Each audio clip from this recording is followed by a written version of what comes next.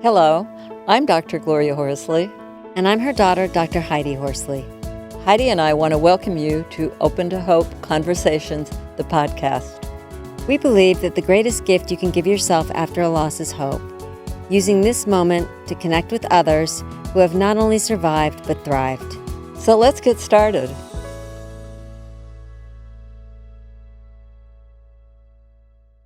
Welcome to the Open to Hope show. I'm your host, Dr. Gloria Horsley, with my daughter and co-host, Dr. Heidi Horsley.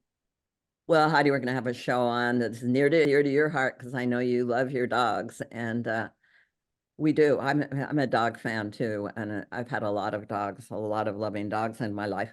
But before we get started on this show, I wanted to tell people that our new book, Open to Love: The Secrets of Senior Dating, that was written by myself and my fiance, Dr. Frank Powers. It is a book about finding love after the loss of a partner, how you can do it. We give a lot of tips and tools. Frank and I met on Silver Singles.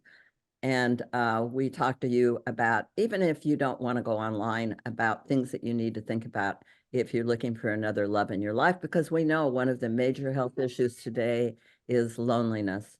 So if you're feeling lonely and need a good read, please get our book on Amazon right away. It's called Open to Love: The Secrets of Senior Dating. Well, Heidi, we are going to be talking about pet loss on a show today. Like you said, this is near and dear to my heart and yours, because after my brother died at the age of 17, you got two dogs. You got a dog and then you got another dog, and you had two little puppies. And I know you did it for Heather, who was 14 at the time. But you also did it because when people would see the family, they would tend to disappear or walk the other way because they didn't know what to say. When you had the dogs, people came towards you because you had dogs. And they were amazing grief support and helped you get through the death of your son. So, and how to help the whole family. Yeah, absolutely. It's a tremendous having a dog. We are going to speak today more about this with Anne Abel. She is the author of a phenomenal book called Mattie, Milo, and Me. This book is a Moth Story Slam winner. She's won numerous awards in this area. And it is a memoir that honors dogs' positive impact on well-being and mental health and the difficulty of losing them. Anne has 2 graduate degrees, a master's in fine arts from the New School of Social Research here in New York City, and a master's of business administration from the University of Chicago. She is a freelance writer for numerous publications, and she lives in New York City with her husband, Andy, and her 3 rescue dogs, Ryan, Megan, and Chase. Welcome to our show, Anne. Thank you very much. It's so good to be here. I know you've made some wonderful podcasts, YouTubes. They're amazing about telling about your story. And I noticed on one of the stories that you lost a pet at age 7, right? So beginning of pet loss. How did that happen? Well, my father worked at MIT next door to an animal experimentation lab, and one day he brought home a little beagle puppy. This was, I guess, 1968. And oh my God, I was in love with that dog. I was 7, and at the time she wore a itsy bitsy teeny weeny yellow polka dot bikini, was on the radio, so I named Teeny. And oh my God, my parents were not good parents, and it was so nice to have this little creature that I could rub his belly, and he just gave me we gave each other love, and it just was so good. So one day when he wasn't house trained, and I came down in the morning. We kept him in the kitchen, but somehow he'd gotten out and he peed on the green dining room rug. My father came downstairs and he saw this, and he put his nose in it, and he beat him and beat him. Ooh. And then he took him and I heard him throw him down the basement stairs. And then my mom came down, and she's like, what happened? And I told her. And so next thing, my father takes the dog and he leaves. My mother said he was taken to the vet. And Teeny never came back.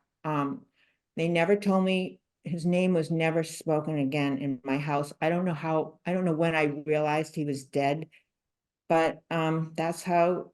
So I learned at a very early age, number one, to be obedient. You didn't, I probably learned it before that, but that was, you make a mistake and you are in big trouble in my family. But when I think about it now as a little girl and this you have one creature in your family that just, I loved my parents. They just weren't able to love me back, but Teeny was able to love me back, and then Mhm. it was gone.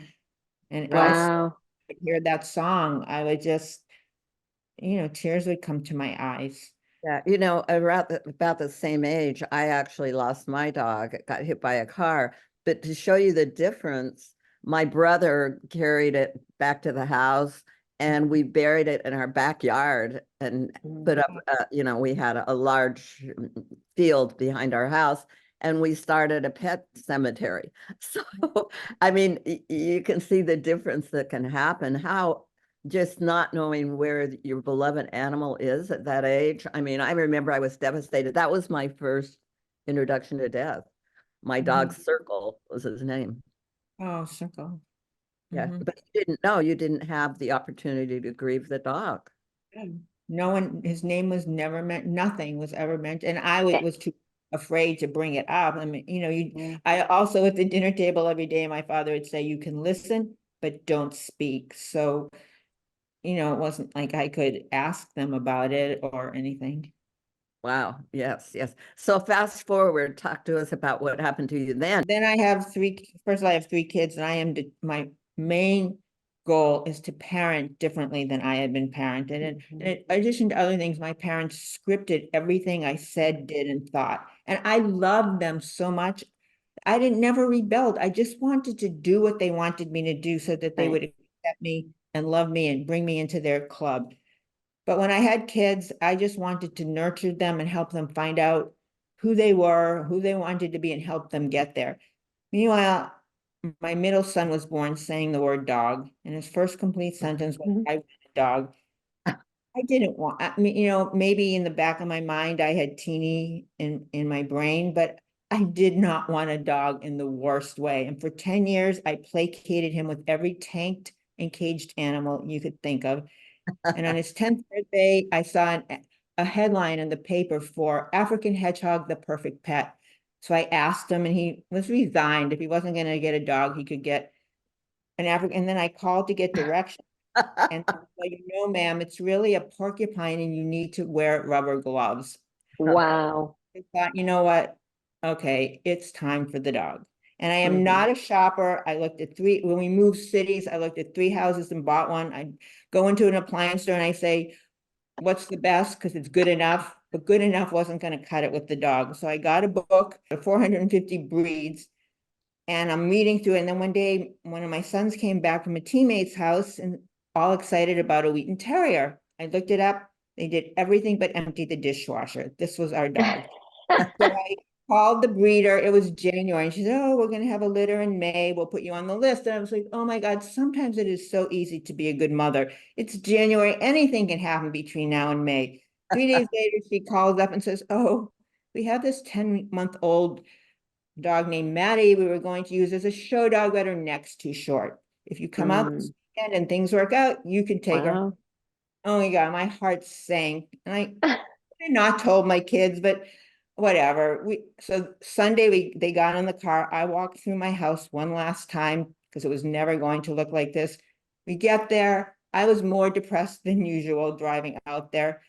Then they checked us out and they said, okay, go wait in the kitchen. We'll send Mattie up. And I'm standing there pretty comatose. This was the end of my life as I knew it. And all of a sudden, this white ball of fluff came flying into the kitchen, circled the family, landed at my feet. I collapsed to the floor, wrapped my arms around her, and I was in love. Oh. She was perfect. She was zero work. All she wanted to do was give love and take love. And I'd be working and I'd look at her sleeping, and it was just made me feel so good. And then one day, after we'd had her 7 years, I came home, my jacket was still on, I let her out in our backyard, and then the doorbell rings, and it's the UPS man, and he says, I'm sorry, ma'am, I just hit your dog and killed her. Oh, geez. So I collapsed to the floor, and my first thing when I could stand up was to call the breeder and see if I could get another dog. And I knew it wasn't going to make me miss Mattie less, but with the depression, I was really terrified that this void left by Mattie would just push me into the abyss. And he wasn't breathing anymore. And he said, would you take a rescue? And the next day we're at the rescue. And the director was out there waiting for us. And it was just with Milo. And he was a beautiful Sphinx-like dog with soulful eyes and white oversized paws. And he seemed mellow and lovable. So we took him home. And within a few hours, he was just howling and prowling, jumping and humping. He bit my kid's one son twice. Wow. And then my son said, as I'm bandaging his wrist, I bet they sedated Milo at the rescue before we got there. And as soon as he said it, it was obvious. But and I'm taking this monster back. But the director had shown us Milo in his cage at the rescue on a bed of rags, looking so forlorn. I just couldn't do it. So I didn't know if I could live with him, but I knew I couldn't live with myself if I sent him back. So I got some help, and I was never interested in training dogs or anything like that. But I spent 6 intense months just training him and working with our teacher. And I'm not an alpha. I had that beaten out of me as a kid, but I had to learn to try to be an alpha to Milo's alpha. And then after we finally were finished with school, she said, and I was so relieved, and she said, well, now your work has just begun. You need to take Milo into the woods every day for an hour because he needs a chance to be who he needs and wants to be. Wow. And I hate woods. I hate hiking. But I did this every day for 10 years. I had every kind of weather gear. We never missed a day. And we would get there and his ears would be up, his tails, and my heart would just be sinking. And I'd be trudging along. But then I counting down the minutes and the steps, but all of a sudden, Milo would come soaring across my path. And I will tell you, my heart just soared with him. And I still get chills telling you this story so many years later because it was empathetic joy. I'd heard of empathetic joy in meditation classes, but never experienced it like this. But seeing him be who he wanted and needed to be just lifted me. And then a day didn't go by that I didn't compare this dog with the one I had seen in the rescue. And it just made me feel so good to know that I had been able to give Milo the life that he wanted and that, and that he deserved. You're making a really good point about the power of having a dog and the impact of losing a dog and just what they can do for you. It seemed to me that he got you out for a walk and got you out. And I got him because I needed a distract. That everyone grieves differently. My kids did not. We got him the next day. My kids wanted to grieve Mattie, but we spoke with my therapist, and she said they were old enough to understand that I needed this for my mental health, and they were old enough to do for me, instead of my always doing for them. And they were right on board with that.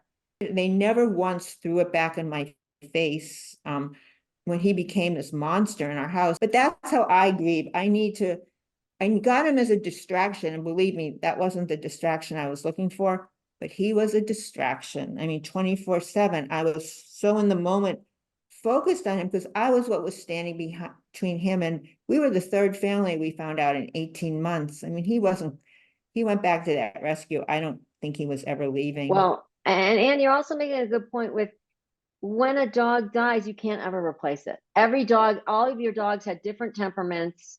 All 3 of them were complete, and I'm sure the 3 you have now are completely different. It's a different experience. Well, and that's one of the themes in my book is individuality. Whether with my kids, I wanted them to each be who they were. And Mattie, my love for Mattie was different than my love for Milo. Mattie was sweet and easy to love. Milo was more of a challenge, but when you do intense things for living beings, you form a pretty strong bond. You've had all these losses with your dogs. Do you feel like you've gotten support, or do you feel like it's been minimized because it's a pet versus a person?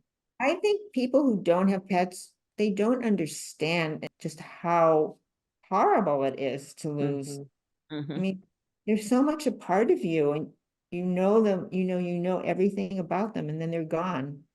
And they're so loyal. I do feel like what you're saying is people don't understand. I mean, dogs give us unconditional love. They're amazing grief support.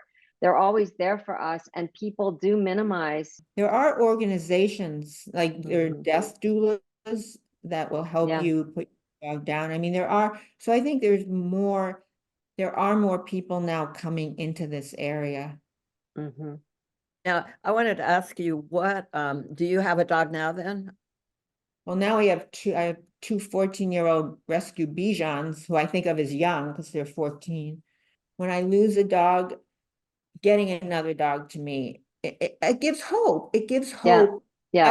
I met a man on the beach 10 years ago with these 3 dogs, and he came over and I asked him, he was in his 70s, and he said, I asked him if he had dogs. He said, oh, I had them all my life, but frankly, I can't go through the heartbreak again.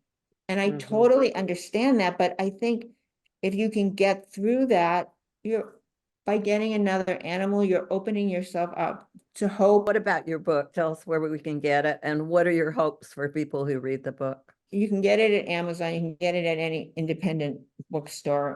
I think it would be a really good book for people grieving a pet because it shows that there is life beyond that moment. And I will tell you one thing I said to my kids the day we went to get Milo, when they said, we're not ready, but we'll go with you. I said, well, just think of it.